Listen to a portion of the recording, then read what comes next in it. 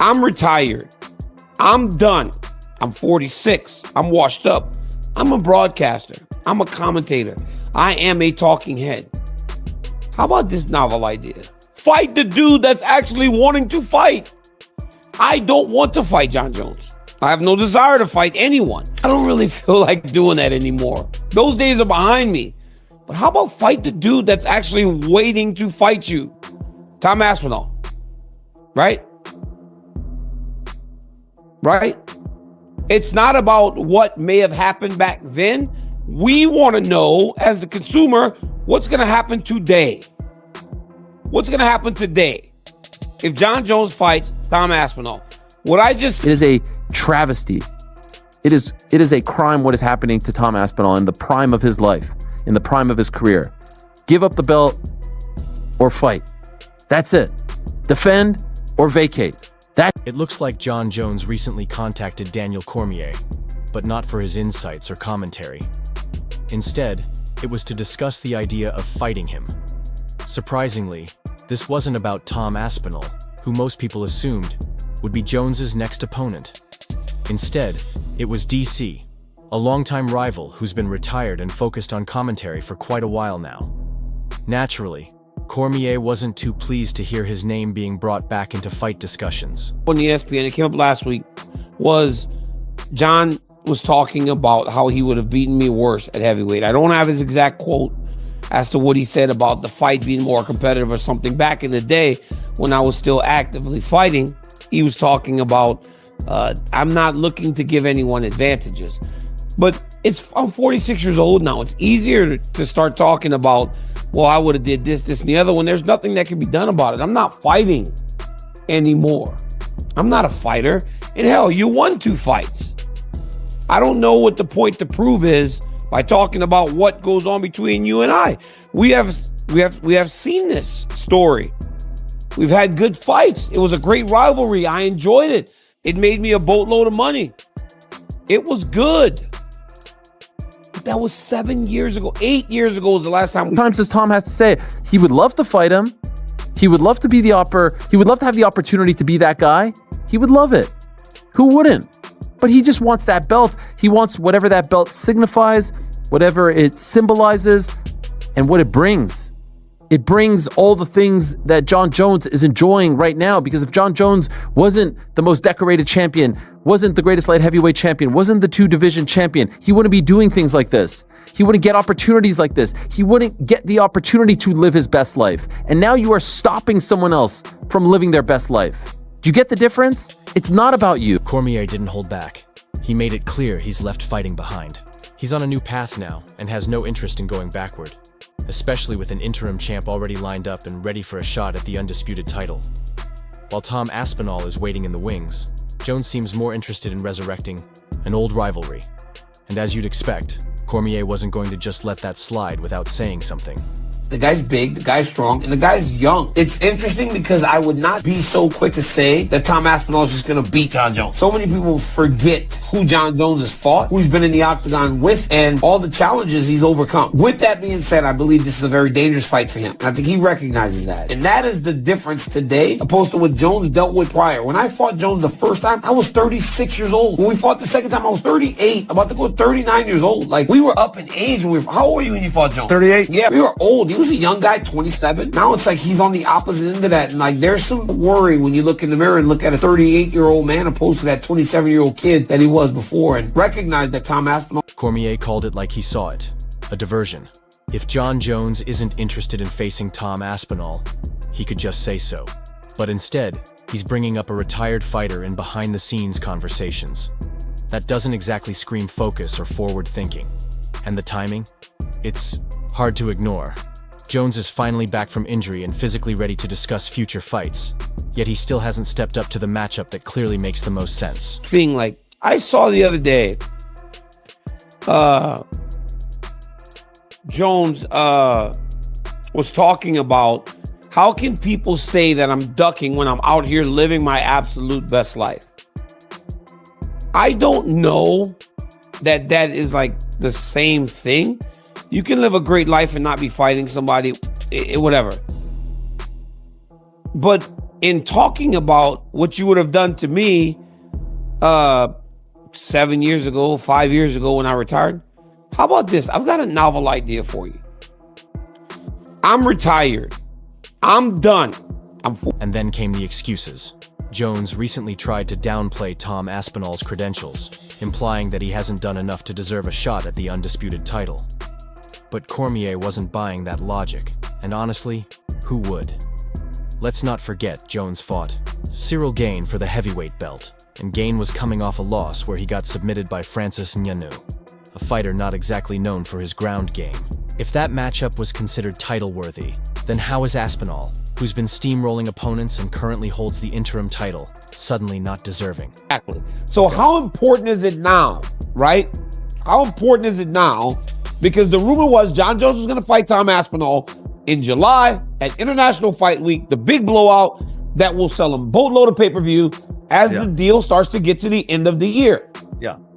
Jon Jones just said 3 minutes ago that the window for fighting in July against Tom Aspinall may be passing because he feels he needs 6 months to prepare. You know what this is? This is Cormier's frustration didn't seem rooted in personal ego. It was more about the bigger picture. The interim champ has been left hanging. Dana White keeps fielding the same questions, and fans are stuck watching this drawn-out game of strategy instead of getting the matchup they're asking for. At some point, the talk has to stop, and a real decision needs to be made. What really added depth to Cormier's comments was that he never accused Jones of being scared. Having fought him twice, DC knows better than most how skilled, strategic, and confident Jon is in the octagon. But he did hint that the stakes might be different this time. Aspinall is younger, quicker, and a well-rounded threat. Possibly the most dangerous opponent Jones would have faced, especially now that Jon is in the later stage of his career. He was getting bombarded with questions the other day on his live. When are we getting that? When are we getting that? He's still trying to find ways to tell people, calm down, it's coming. We want to know, when's the fight with the guy that actually wants to fight you? Doesn't need to be a hypothetical. You guys can actually answer the question as to who's better between you and Tom. I was the heavyweight champ in 2018, 19. You're the heavyweight champ today, and there's another heavyweight champ that wants to fight. Do that. And for everybody going, he's ducking. I didn't think that his video saying, I'm living my best life equates to him not ducking. But I will tell you this. Don't be so quick to judge and think that Tom Aspinall is just going to beat Jon Jones. Don't think that, oh, DC wants to see Tom Aspinall fight Jones because Jones is going to lose. I don't believe that. I don't believe that Tom Aspinall is just going to beat Jon Jones. I don't think for a second Jon Jones is afraid of Tom Aspinall. The one thing Jon Jones has avoided that none of the other of us have is that visual of him getting finished. Khabib, Jon Jones, even the great Islam Makhachev got knocked out before. There's a visual of him getting knocked out. Jones has been able to avoid that for a very, very long time over the course of 3 generations of fighters. But there just might be a guy right now that seems to worry him a little bit more than most. But is he scared? Absolutely not. Cormier didn't label it fear. He called it hesitation. And there's a big difference. But when that hesitation starts turning into delays, distractions, and sidesteps, like calling out a retired rival instead of facing the active interim champ, it naturally raises eyebrows. Moves like that get people talking, and not in a way that flatters Jones. Fought Jon Jones. I know how good that man is. I know how tough that man is. I know how hard it is to beat that man, or at least attempt to beat that man. He's going through the best this sport has ever had to offer. I just don't know that he's gone through anyone like Aspinall because Aspinall's so big and young. When I was fighting Jones, I was 36 and 38 years old. He was 28 the first time. He was 30 the second time. Roles are reversed now. Aspinall's the young guy. He's the older guy. And now Jon Jones isn't scared of Tom Aspinall. That's absurd. Is he concerned that this one may be a lot tougher than most? Absolutely. I think he recognizes that this challenge might be a little bigger. But for the record, hey, like I said, I'm done. Fight him. I don't want to fight. I don't want to fight. Fight him. We had our experiences. fight that dude. And that's where the conversation really starts to shift. Some folks are treating this like it's something new, like it's shocking behavior from Jon Jones. But for longtime fans, this is familiar territory. Jones has avoided high-risk matchups before. Remember when Francis Ngannou was tearing through the heavyweight division? Jones stayed on the sidelines for years. Now, with Aspinall rising fast, it's starting to feel like déjà vu. Those who've been watching closely aren't surprised. They've seen this pattern play out before. What would happen if you fought Jon Jones? I think I win. We will never know unless they let him fight. It's so sad, the fights that Dana is blocking. They're just so much fun that could be had in the fight world, but greed is a crazy sin. I want to see you versus Jon Jones so bad. I always wanted that fight. If he works, he works. If he doesn't work, he doesn't work. I'm so happy in life. Yeah, that's how I feel about the KSI fight. He keeps saying he doesn't want Aspinall. Aspinall need that fight. I don't need it. When you look at it, pretty much true. There's nothing that he's going to make winning that fight if it's not money. But for Aspinall, that will be everything. Would you rather see him face Aspinall or would you rather see him face Pereira? Aspinall will be a more challenging fight because Aspinall respond to a ground game better than Pereira. Aspinall will respond better in wrestling than Pereira. And he can do whatever. From Tom's perspective, it's never been about disrespect. In fact, he's one of the few who's openly praised just how remarkable Jon Jones's skill set is. He studied Jones closely, respected him deeply, and even admired how close Jon has come to being a near-perfect fighter over the past 15 years. There's a real sense of admiration, not just for Jones as a competitor, but for his relentless pursuit of that nearly impossible goal of perfection in MMA. What he generally does with this style is he's very long, 6'4". I mean, not as tall for a heavyweight, but he fights kind of here and does a lot of this kind of stuff. And his attacks are very varied, so he'll go this way on the front leg, he'll go here, he'll also bring the head kicks up, he'll fake the takedowns, come in with the spinning elbows. Also, he's grappling, so if Joe goes against the fence, a lot of the time what Jones does really, really well is once he gets his hands together on a double leg, it is so difficult to break that. So he'll be here, he'll set up the double. Once his hands are locked and he starts to pull his opponent away, he almost always finishes the takedown. Then, as we've seen against Cyril Gane, when his opponents sit up, he's got such a strong front headlock from here, sprawling his leg back. When he gets to this spot, he's heavy here, and his ground and pound is some of the best that we've ever seen. Some of the best elbows in MMA. How do you think that fight will go? I think Jon is amazing at MMA. I think he's literally you can never be a complete UFC fighter. It's impossible. That's one of the things that draws me to the sport so much, is why I'm so obsessed about it. It's because you're constantly chasing perfection, but you're never going to get it. No one's ever going to be a perfect, complete fighter. But Jon, in my opinion, if you look at his body of work over the last 50... But respect doesn't mean staying quiet. Tom's been waiting for over a year now, holding the interim belt and staying ready, while the undisputed champ hasn't stepped into the cage even once. First it was another opponent, now it's Jon. The pattern is clear. He knows the UFC insists the fight will happen, but it's hard to buy that when everything seems to depend on Jon finally giving the green light. And with Dana White still firmly in Jones's corner, it feels like the goalposts keep shifting. This isn't about who deserves it anymore. It's about timing, egos, and whether Jon's willing to put his legacy on the line against someone who actually has the skills to challenge him. Like, people are starting acting surprised. Oh, Jon's a duck, this, that, and the other. Jon Jones ducked Francis Ngannou for 3 years.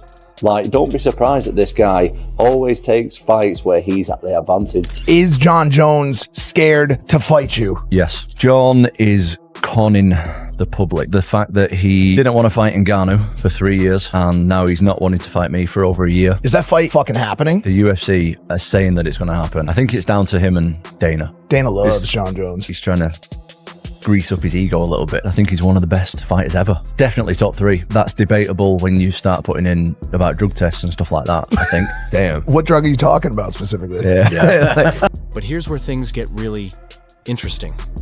While Tom admits he's not Jon Jones's biggest fan, he still respects him. And that's the key difference.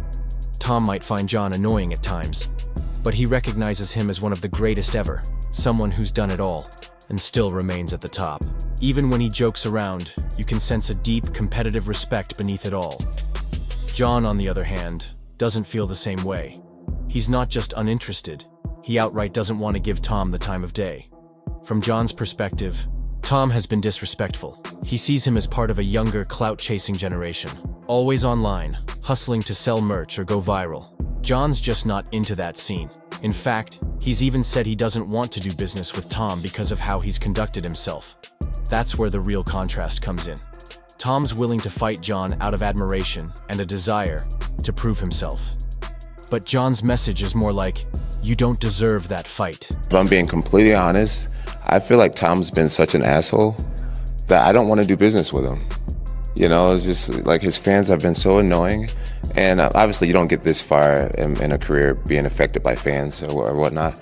But he's just an asshole, you know, with his, you know, he's 30, so he's from this influencer generation where you hop online and the t-shirt sales and all that. I'm past that type of stuff. I'm like, bro, if you had a little bit more respect, then maybe we could have worked something out, you know, but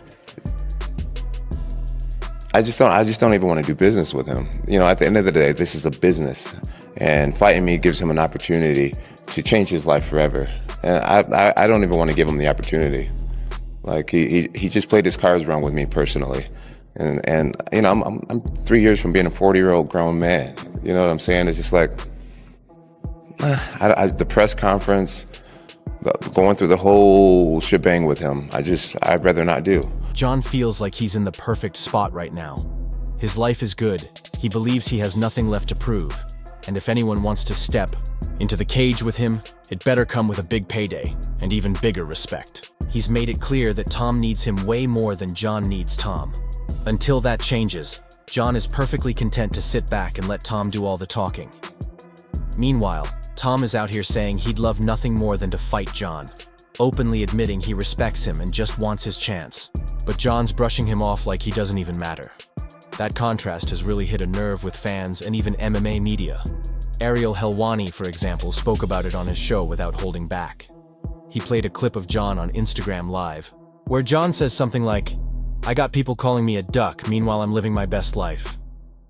Ariel's response? No, that right there is the problem.